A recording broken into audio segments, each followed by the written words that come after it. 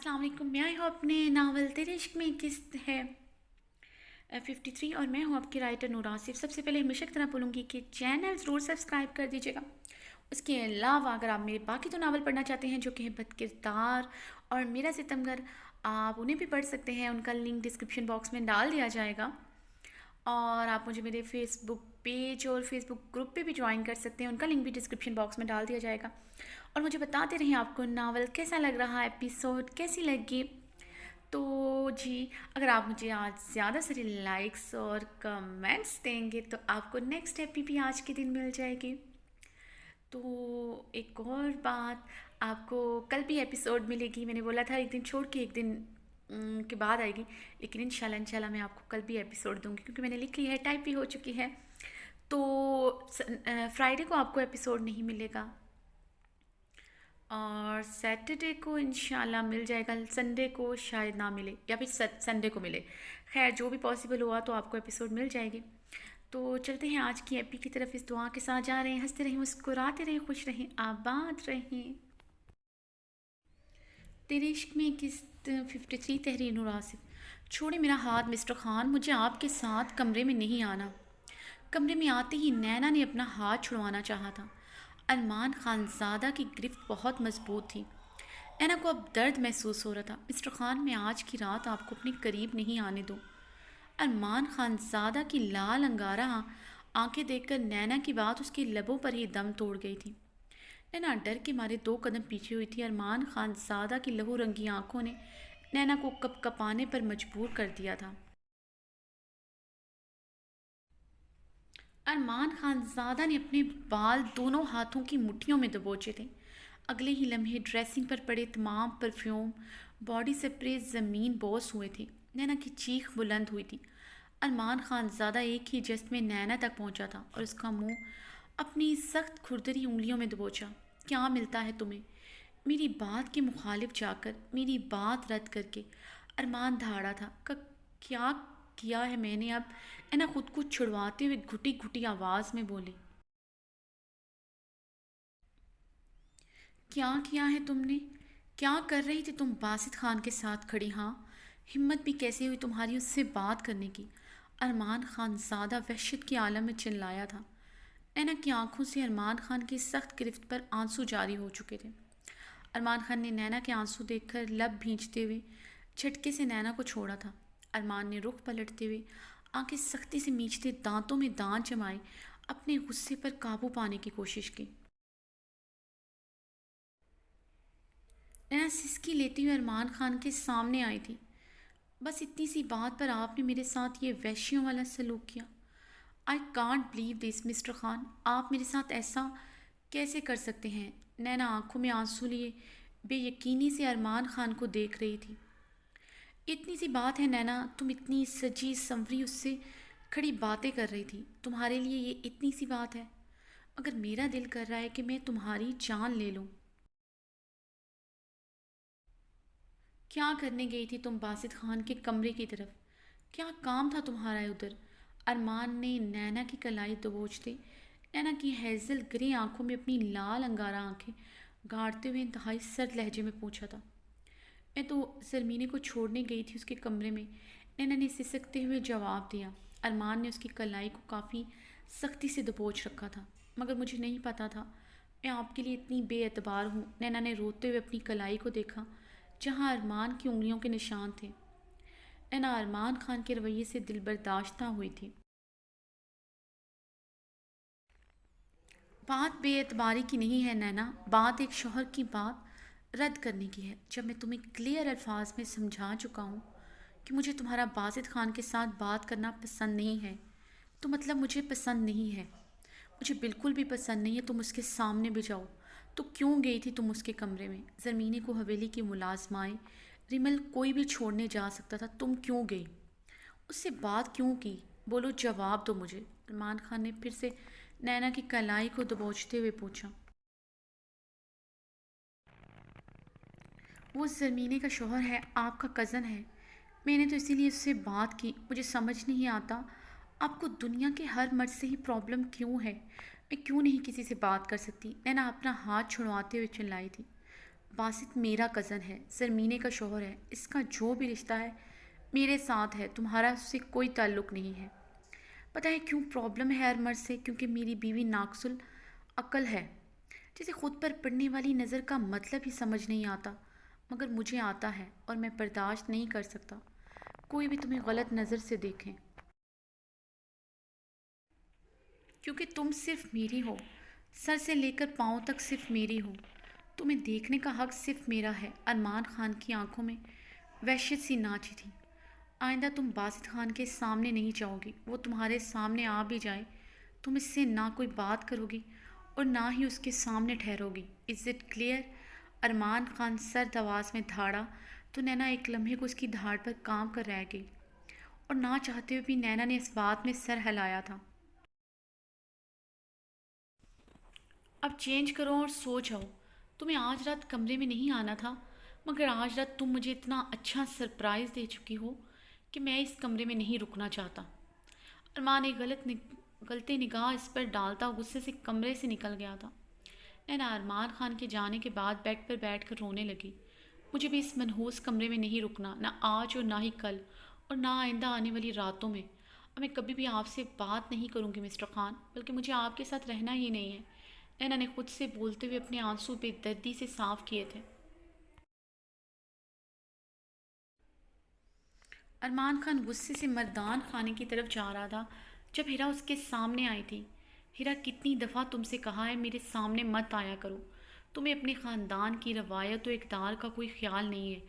ارمان خان جبڑے بھینچتے ہوئے بولا۔ ارمان خان، زیادہ حویلی کی روایات اور اقدار کا پاس تو تم نے بھی نہیں رکھا، اگر رکھتے تو آج تمہاری بیوی میں ہوتی، وہ نینا نہیں۔ ہیرا اپنے دشمن جاں کو دیکھتے ہوئے نم آنکھوں سے بولی۔ ارمان خان غصے سے اس کی بات نظر انداز کرتا آگے بڑھا تھا جب ہیرا پھر سے اس کے سامنے آئی تھی۔ تم نے مجھے ایک نظر بھی نہیں دیکھا، یہ ساری تیاری میں نے خاص طور پر تمہارے لیے کی ہے۔ سب نے مجھے اس لباس میں دیکھ کر میرا کتنا مذاق اڑایا ہے، میری سہیلیوں نے، سب نے، مورے کو بھی باتیں سننی پڑی کہ زرمینے کے ساتھ آج کیا میری بھی رخصتی ہے۔ مورے نے مجھے ڈانٹا کہ یہ لباس بدل لوں، مگر میں نے نہیں بدلا کیونکہ یہ تمہاری پسند ہے۔ ہیرا کی بات پر ارمان خان زادہ نے اس پر ایک نظر ڈالی تھی۔ جو میکسی اس نے نینا کے لیے بھیجی تھی وہ ہیرا نے زیب تن کر رکھی تھی۔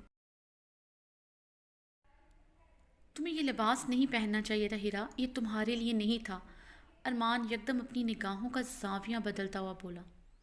اسے بالکل اچھا نہیں لگا تھا ہیرا کو اس لباس میں دیکھ کر، یہ تو صرف نینا کے لیے تھا، کیوں نہیں پہننا چاہیے تھا؟ تمہاری پسند کا تمہاری بیوی کو کوئی خیال ہی نہیں ہے، مگر مجھے ہے، کیونکہ میں تم سے بہت محبت کرتی ہوں۔ ہیرا کی آنکھیں ضبط سے سرخ ہو رہی تھیں، آنکھوں سے سیل روا جاری تھا۔ اپنی لمٹس مت کراس کرو، تم منگیتر ہو، میری بیوی نہیں جو اپنی محبت کا اظہار یوں برملا کر رہی ہو۔ ارمان خان ہیرا کے اظہار محبت پر تپ اٹھا تھا۔ منگیتر، وہ منگیتر جس نے ہوش سنبھالتے ہی اپنے نام کے ساتھ تمہارا نام سنا ہے۔ میری ساری سہیلیاں تمہیں میرا شوہر کہتی ہیں، میں تو کب سے تمہیں اپنا شوہر مان چکی ہوں، اپنا سب کچھ مان چکی ہوں۔ تم نے اچھا نہیں کیا میرے ساتھ، کر لیتے شادی شہر میں، مگر میرا حق پہلے کیوں کسی اور کو دیا؟ ہیرا وحشت کے عالم میں دبی دبی آواز میں چلائی تھی۔ ارمان خان نے اس کے چلانے پر اپنے لب بھینچے تھے اور وہاں سے جانے لگا۔ ہیرا نے اس کی کلائی پکڑی تھی۔ کیسی لگ رہی ہوں میں؟ بس اتنا ہی بتا دو، میرے جلے دل کو تمہارے لفظوں سے ہی ٹھنڈک مل جائے گی۔ ارمان خان نے ایک نظر ہیرا کو دیکھا تھا اور اپنی کلائی جھٹکے سے چھڑواتا لمبے لمبے ڈگ بھرتا وہاں سے چلا گیا۔ نینا جو غصے سے اپنے کمرے سے نکلتی زرمینے کے کمرے میں جا رہی تھی، زنان خان کے لاؤنج میں ہیرا اور ارمان کو کھڑے باتیں کرتے دیکھ لیا تھا۔ وہ ہیرا کو ارمان خان کے بھیجے ہوئے لباس میں دیکھ کر شاکڈ رہ گئی تھی، بلکہ نینا کے تن بدن میں آگ لگ گئی تھی۔ سب سے بڑھ کر وہ ارمان خان سے اپنی محبت کا اظہار کر رہی تھی، اسے اپنی تعریف کرنے کا کہہ رہی تھی۔ ہیرا نے بھی نینا کو دیکھ لیا تھا۔ وہ نینا کو دیکھ کر اسے نظر انداز کرتے ہوئے وہاں سے جانے لگی جب نینا کے پکارنے پر رکی تھی۔ یہ لباس پہن کر تم کیا سمجھتی ہو؟ میرے شوہر کو پا لو گی یا یوں اپنی محبت کا اظہار کر کے اس کے دل میں اپنی جگہ بنا لو گی؟ تو یہ تمہاری بھول ہے، مسٹر خان صرف میرے ہیں اور وہ مجھ سے وعدہ کر چکے ہیں کہ وہ تم سے شادی نہیں کریں گے۔ اور تمہیں تمہارا جواب بھی مل گیا ہوگا، انہوں نے تمہیں ایک نظر نہیں دیکھا۔ جانتی ہو اگر یہ لباس میں پہن لیتی تو مجھے دیکھ کر پاگل ہو جاتے، کتنی تعریفیں کرتے میری، کتنا پیار کرتے مجھے، کیونکہ وہ یہ ڈریس مجھے پہنا ہوا دیکھنا چاہتے تھے۔ نینا نے ہیرا کو اوپر سے نیچے تک گھورتے ہوئے کہا۔ اسے ارمان خانزادہ سے محبت کا اظہار کرتا دیکھ کر نینا کے تن بدن میں بھانبڑ جل اٹھے تھے۔ تم یہ ڈریس پہن تو چکی ہو مگر میرے شوہر کو کبھی حاصل نہیں کر سکو گی، کبھی بھی نہیں کر سکو گی، اور نہ ہی میں ایسا کبھی ہونے دوں گی۔ مجھے تمہارے احساسات کا خیال ہے، مجھے دکھ بھی ہے، میں تمہارا درد بھی سمجھ سکتی ہوں، اگر اپنے شوہر کو تمہیں دے کر تمہارا درد نہیں بانٹ سکتی، کیونکہ میں اپنے شوہر کو کسی کے ساتھ شیئر نہیں کر سکتی۔ نینا غصے سے ایک ایک لفظ چباتے ہوئے بولی تھی۔ نینا کا حسد اور جلن سے برا حال ہو رہا تھا۔ ہیرا کو ارمان خان کے بھیجے ہوئے لباس میں دیکھ کر نینا سے برداشت نہیں ہو رہا تھا۔ اسے شدت سے اپنی غلطی کا احساس ہو رہا تھا کہ یہ لباس اسے آج پہننا چاہیے تھا۔ میں نے صرف وہ لباس پہنا ہے جو تمہارا تھا تو تمہارا برا حال ہو رہا ہے۔ تمہاری آنکھوں میں حسد و رقابت کے شعلے لپک رہے ہیں۔ سوچو میرا کیا حال ہو رہا ہے تمہیں اپنی جگہ دیکھ کر۔ سوچو کیسا محسوس ہوا ہوگا جب مجھے پتہ چلا کہ تم نے میری جگہ لے لی ہے۔ تم میرا درد کبھی نہیں سمجھ سکتی، کبھی نہیں، کیونکہ میرے درد کی وجہ صرف تم ہو۔ ہیرا نے تلخی سے کہا۔ تمہاری جگہ نہیں لی، میں نے اپنی جگہ لی ہے، کیونکہ اگر تمہاری جگہ مسٹر خان کے دل میں ذرا برابر بھی ہوتی تو وہ مجھ سے کبھی شادی نہ کرتے، اور نہ آئندہ کریں گے۔ اگر انہوں نے ایسا سوچا بھی تو میں انہیں چھوڑ دوں گی۔ وہ میرے بنا اب سانس بھی نہیں لے سکتے۔ وہ مجھ سے بہت محبت کرتے ہیں، بہت زیادہ۔ اس بات کا احساس وہ مجھے کئی بار کروا چکے ہیں، اس لیے دور رہو میرے شوہر سے، نینا پھنکارتے ہوئے بولی۔ ہیرا نینا کی باتوں پر کھلکھلا کر ہنسی تھی۔ تم بہت معصوم ہو نینا، بہت زیادہ معصوم ہو، خانزادہ کی بیوی ہو، اس حویلی کی بہو ہو، تمہیں اتنا بھی نہیں پتا کہ تم کبھی بھی اس رشتے سے اب چھٹکارا نہیں پا سکتی۔ یہاں کے مرد عورت کو زندہ گاڑ دیتے ہیں مگر چھوڑ کر اسے جانے نہیں دیتے، اور نہ ہی چھوڑتے ہیں۔ تم ارمان خان کو دن رات جتنی مرضیاں دھمکیاں دے لو، وہ دل ہی دل پر تم پر ہنستا ہوگا، وہ صرف تمہیں بہلا رہا ہے، کیونکہ وہ اپنا حسین وقت برباد نہیں کرنا چاہتا۔ تم اس کی اب مرتے دم تک بیوی ہی رہو گی، اور جہاں تک مجھ سے شادی کرنے کی بات ہے وہ بھی تمہاری آنکھوں کے سامنے ہوگی۔ افسوس تم سوائے آنسو بہانے کے کچھ بھی نہیں کر سکو گے۔ ہیرا نے مسکراتے ہوئے نینا کی کلائی کو پکڑا تھا۔ یہ دیکھو، ہیرا نے اپنی کلائی بھی آگے کی تھی۔ یہ ارمان خان کے مورے کے کنگن ہیں، دو تمہارے پاس اور دو میرے پاس۔ یہ دیکھو، ہیرا نے اب اپنا ہاتھ آگے کیا تھا۔ یہ ارمان خانزادہ کے نام کی انگوٹھی جو مجھے پہنائی گئی تھی۔ حویلی کے مرد ایک سے زیادہ شادیاں کر چکے ہیں تو ارمان خانزادہ کیوں نہیں کرے گا؟ وہ اپنے بچپن کی منگیتر سے کیسے منہ پھیر سکتا ہے؟ ارمان خانزادہ اپنی جان تو دے سکتا ہے، اپنے وعدے سے، اپنی روایات سے نہیں پھر سکتا۔ میں تمہاری طرح بے وقوف نہیں ہوں، میں جانتی ہوں میں تمہاری جگہ نہیں لے سکتی، مگر میری جگہ تم بھی نہیں لے سکتی۔ ہیرا نینا پر تنفر بھری نگاہ ڈالتے ہوئے وہاں سے چلے گئی۔ باسط خان نے اپنے کمرے میں داخل ہوتے سامنے بیڈ پر نگاہ کی، جہاں زرمینی نظریں جھکائے دلہن کے لباس میں سجی سنوری بیٹھی تھی۔ باسط خان زرمینے کو ایک نظر دیکھتا ہوا صوفے پر جا کر بیٹھ گیا، اپنی مردانہ شال کندھوں سے اتارتے ہوئے بیڈ پر اچھالی تھی۔ زرمینے جو پہلے ہی کانپ رہی تھی، باسط خان کی چادر اس کے چہرے پر آ کے لگی تھی۔ زرمینے کی کپکپاہٹ میں اور اضافہ ہو چکا تھا۔ باسط خان نے سگریٹ جلا کر لبوں سے لگایا اور گہرا کش لے کر سگریٹ کا دھواں اپنے اندر اتارا تھا۔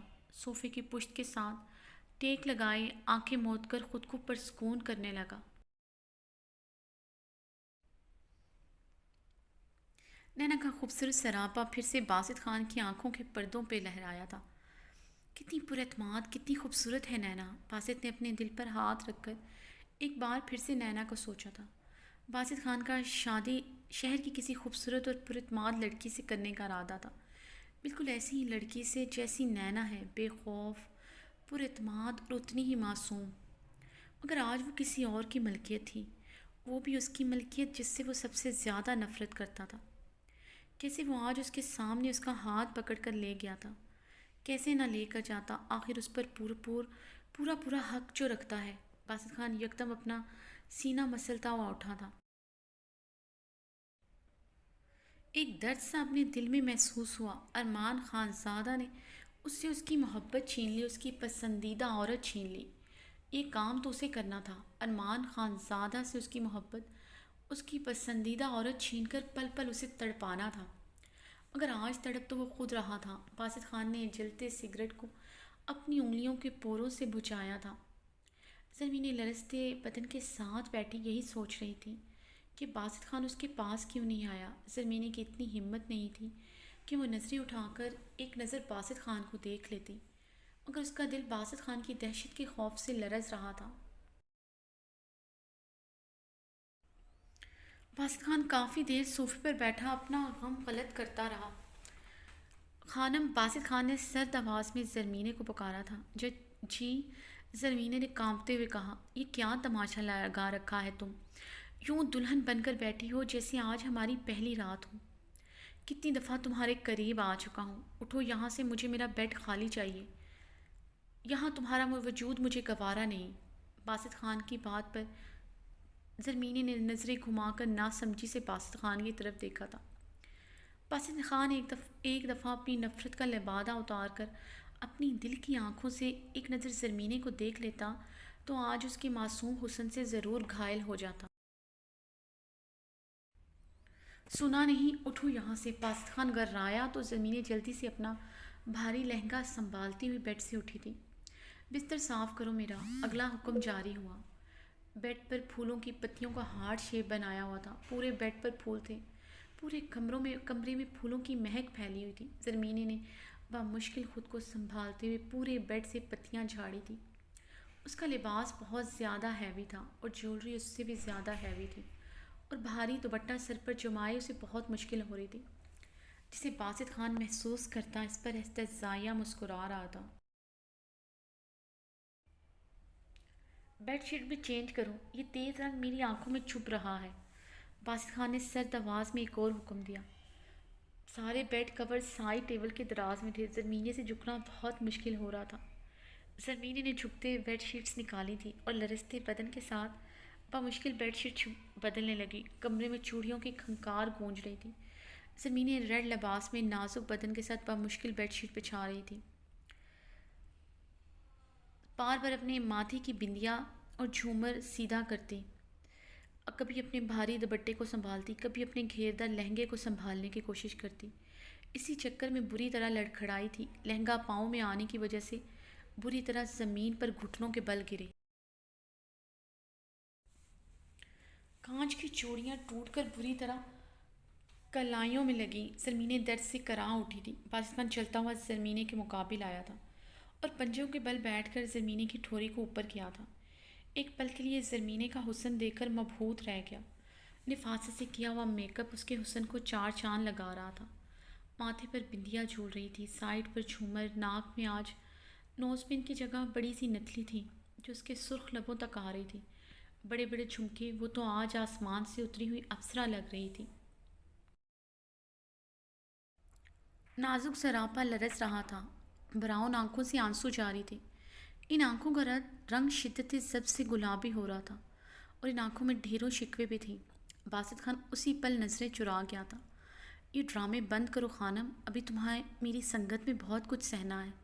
تمہارے آنسوؤں کا مجھ پر کوئی اثر نہیں ہونے والا، اور یہ جو تم آج میرے لیے تیار ہوئی ہو، کوئی فائدہ نہیں ہے اس کا، کیونکہ آج میں تمہارے قریب نہیں آنے والا۔ اس دن تم نے مجھے میرا حق لینے سے منع کیا تھا۔ اب جب تم میرے لیے سجو گی، سنورو گی، میں تمہارے قریب نہ آ کر تمہارے منہ پر تماچا ماروں گا،